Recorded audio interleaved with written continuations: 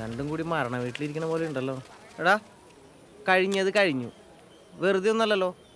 അവിടുത്തെ പെണ്ണിന്റെ പുറകെ നടന്ന ഏത് ചേട്ടനായാലും തല്ലും. അങ്ങനെ അടി വാങ്ങി വീട്ടിൽ പോണ ശീലേ ജനാർദ്ദന മോനില്ല. അതാരാ ജനാർദ്ദന? ഇവന്റെ അച്ഛൻ. ഓ, നിനക്കിപ്പ എന്താ വേണ്ടത്? അവനെ ഒറ്റിക്കണം. അടിക്കാലോ. അയ്യോ, ഇവനെ കണ്ടാൽ ഏകദേശം എങ്ങനെ ഇരിക്കും? കണ്ടാ ഏകദേശം നമ്മളെയൊക്കെ പോലെ തന്നെ ഇരിക്കും. എന്നാ പിന്നെ അപ്പൊ തന്നെ അടി കൊടുക്കായിരുന്നല്ലോ, മാറ്റി വെക്കേണ്ട കാര്യം ഉണ്ടായിരുന്നില്ലല്ലോ. അല്ല, ആ സമയത്ത് നമ്മളത് പ്രതീക്ഷിക്കണല്ലോ. തല്ലിയാ പോരാ, പിന്നെ അവന്റെ മുന്നിലൂടെ അവളെ വിളിച്ചിറക്കി കൊണ്ടുപോകണം.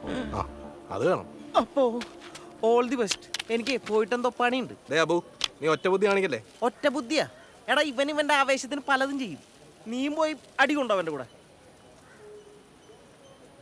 ഞാൻ തമാശ പറഞ്ഞല്ല, ഞാനത് ചെയ്തിരിക്കും. ഇല്ലെങ്കിൽ എനിക്കവളെ കിട്ടൂല. ആ വീടിൻ്റെ പുറത്തവൾ ഇറങ്ങുന്നത് മറ്റൊരാളുടെ ഭാര്യയായിട്ടായിരിക്കും. അവളെ എനിക്ക് രക്ഷിക്കണം. നാളെ കഴിഞ്ഞാൽ അതിനൊരു അവസരം ഉണ്ടാവില്ല. നിനക്കെന്നെ കൂടെ നിൽക്കാൻ പറ്റുമോ? ഞാൻ എന്തായാലും നിന്റെ കൂടെ നിൽക്കും. നിനക്ക് വല്ല അസുഖമുണ്ടോ ചങ്ങാതി? എടാ, ഇതൊക്കെ അല്ലടാ ഒരു ത്രില്ല്.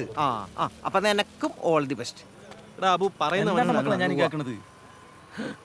നമ്മൾ പറഞ്ഞത് മുഴുവൻ ഇയാൾ കേട്ടാ? എന്തായാലും പൊട്ട. എന്താ പറയാ? എടാ നിന്നെ സതീശൻ കൈവച്ച കയ്യും വെച്ച് കാലും വെച്ച്. അതിനെ നിന്നോടന്ന് വിടുന്ന് പറഞ്ഞത്. അതിന് ഞാൻ ഒന്നിനും പോയിട്ടില്ല മെമ്പറെ. നിങ്ങളവിടെ കടവിൽ പോയിട്ട് ചോദിച്ചു നോക്ക്. ഏതായാലും കഴിഞ്ഞതൊക്കെ കഴിഞ്ഞ് നീ ആയിട്ട് ഒന്നിലും പെടാൻ നിൽക്കണ്ട. നമ്മളെ കാണുങ്ങളല്ലേ. ആണുങ്ങളാച്ചിട്ട് എന്താവുന്ന മെമ്പർ പോയി നമ്മൾ പ്ലാൻ ചെയ്യട്ടെ. എന്ത്? അല്ല, നാടകത്തിന്റെ കാര്യങ്ങളൊക്കെ. നാടകത്തിന്റെ പിന്നെ മക്കളെ ഏടാ കൂടത്തിലൊന്നും പോകാൻ നിൽക്കണ്ട. മണികണ്ഠേട്ടനാണ് പറഞ്ഞത്. സുമേഷ് ഏട്ടാ കേട്ടല്ലോ. അയാളതൊക്കെ പറയും, നമ്മള് തല്ലും.